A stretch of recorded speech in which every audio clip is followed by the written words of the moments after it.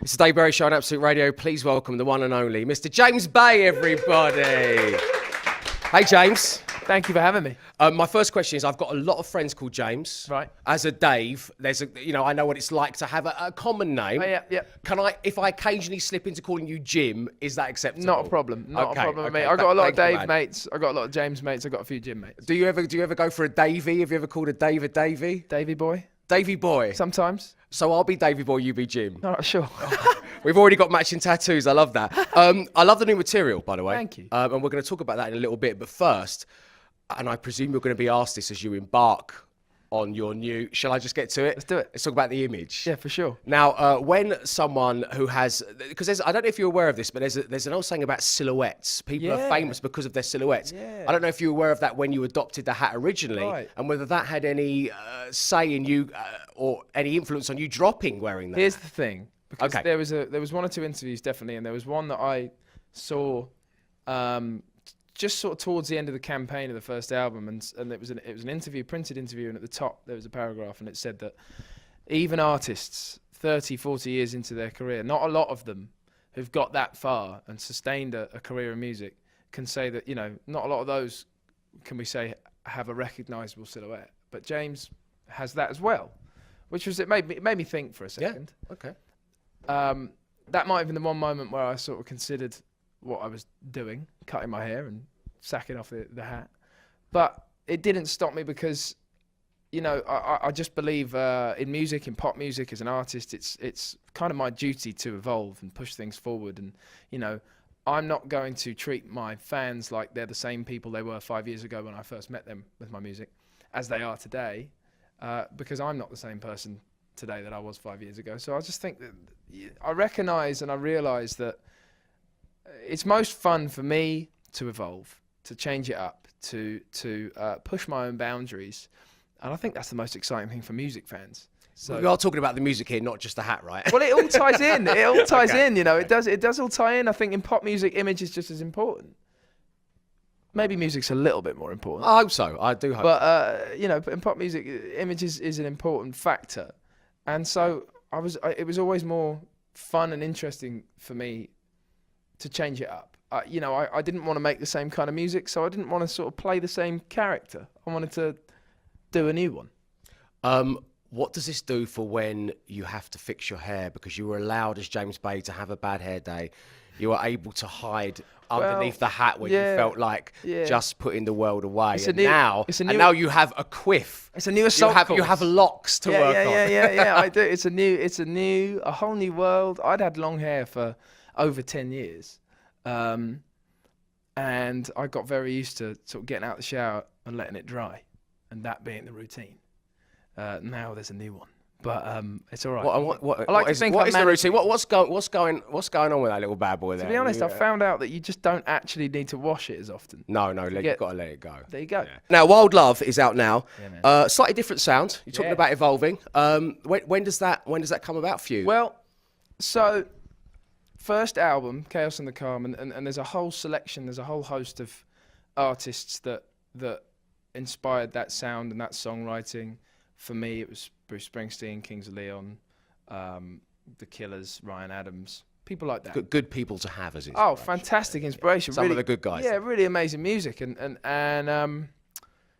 but like anyone who loves music, I love more music than just those artists. And so, as somebody who writes songs and makes his own music, I have more inspirations. And there's those that I had since before making the first record that just didn't apply to the making of the first record. So maybe, I did. I drew on some of those making this second record, but then, and some of those would be David Bowie and Prince, The Strokes, and then there were newer ones for me. In the last few years, I've got quite heavily into Blondie's music. I've got heavily into LCD Sound System, Chance the Rapper, Frank Ocean. So there's this whole new selection of music that was at least the big initial inspiration behind the new sound and wanting to explore, making a different sound and changing my sound and style. I'd wanted to, in that slightly sort of strokesy way, and some Bowie stuff, I'd wanted to sort of, even in a Ramonesy kind of early Kings of Leon way, I wanted to sort of really smack a guitar and really do sort of quite a high energy thing there. So that was one of the other sort of driving forces behind the feel of this track. It's incredible to think, you mentioned the Strokes there, that album is like 16 years old now, man, and the amount of people like yourself it's going to influence artists coming through. Yeah, because it's now a classic album. It's a timeless I say classic. that as a guy who remembers it and loved it, and it feels like just yesterday. I tell you what though, it's a timeless classic. It's timeless. The songs are timeless. The sound, it feels relevant now like it did then. Absolutely. And when it came out, and you remember it coming out, I remember it coming out, and I was heavily at the time. I was about 12 or 13, and I was heavily into the Rolling Stones and like Van Morrison and like Otis Redding and people like that. And it came out, and a lot of my friends at school, my musical friends, were really into all the early Kings of Leon stuff that was going on then, and that Strokes record. And so it's really interesting. I have a little bit of a nostalgia for it, but it's coming to me like fresh now, 15, 16 years later. So, and it still feels exciting. And what a nice time in your life, as you say, 13, 14, to have an album like that come along. Yeah, oh yeah. That's a good age. And all my friends that were so immediately into it. Yeah, you saw how affecting the music was. Yeah. And it still does that. Was that one of the? Was there any Strokes tracks that you would bust? Because I know you started off busking. You know what? I couldn't. Would Last Night get a little play with the hat on the floor? Man, that wasn't one that got a play, to be honest. But like, I mean, thinking back, I would have and should have put more covers into my busking set. I was a little bit bold as a busker, and I do a few. What, you did your own stuff? Yeah. I mean, did you do well? Did you? Early days. To be honest, I went home like jangling with money. Like, yeah, sometimes. Oh, okay, there's no need to show off. No. We all know you've done well for yourself, man. I mean, we're all jangling with money. You don't become the home time host on Absolute Radio about jangling with money, James. Yeah, fair enough. Yeah, of course. Man, I've made it sound so great. And no, I love it. Okay. No, I'm referring to 2 days. Yeah, okay, yeah. Of about... You can jangle with £4, right? Yeah, of about 50 different days of busking, I'm sure.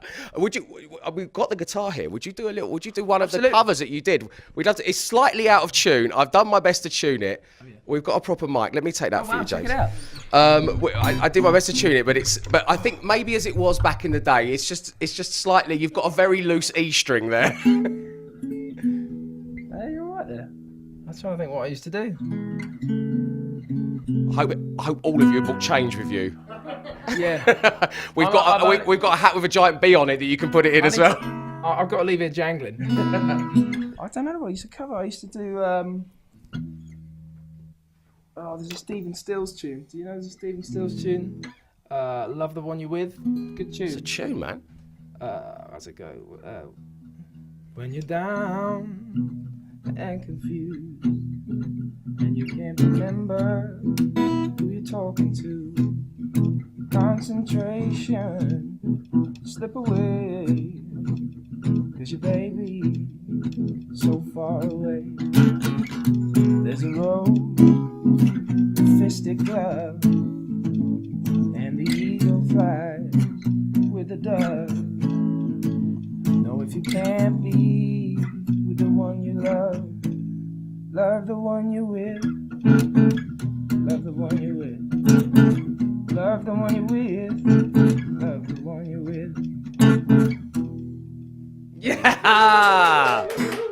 That was lovely, man. When I used to busk, there was no one with a mic. yeah, it's all set up here. Think of the jangling I could have done with a mic and a PA. Well, this brings us nicely on, because from busking to the Isle of Wight Festival, which you played before, yes, and you're going to be playing again this year, yes. which is very exciting. I'm well excited. What makes it stand out as a music festival, and what makes it so appealing to artists? Looking back at the lineup there, there's so many great reasons within all of that. It is one of the longest standing. It seems like it's one of the most popular, longest standing music festivals, and a few of those come from the UK. When I played, there was this big moment at something like 3 o'clock in the afternoon. I can't remember exactly when they did it, where everybody, I think, had been given a Jimi Hendrix mask on the way in, because it was an anniversary. It was the anniversary of him playing the festival, or something like that. And they wanted to set a record for the most Jimi Hendrixes in one place at one time, like a Guinness World Record. And I think they achieved it. I don't actually remember, but it was very cool. And, look at the headliners they've had, look at the lineups they've had over the years. Jimi Hendrix played it in 1970 or something like that. And there's a DVD. There was a release of Jimi Hendrix live at the Isle of Wight, which was a pretty prominent show of his in his short but timeless career. And that's just great footage of like, it was kind of like some boards set up and a few lights, and like then like tens of thousands, or maybe, I don't know if they were packing it out even more back then. There was less health and safety. There was like 100,000 people in front of him in the middle of the night. You know, moments like that have set it in stone as one of the most famous and popular music festivals of all time. So.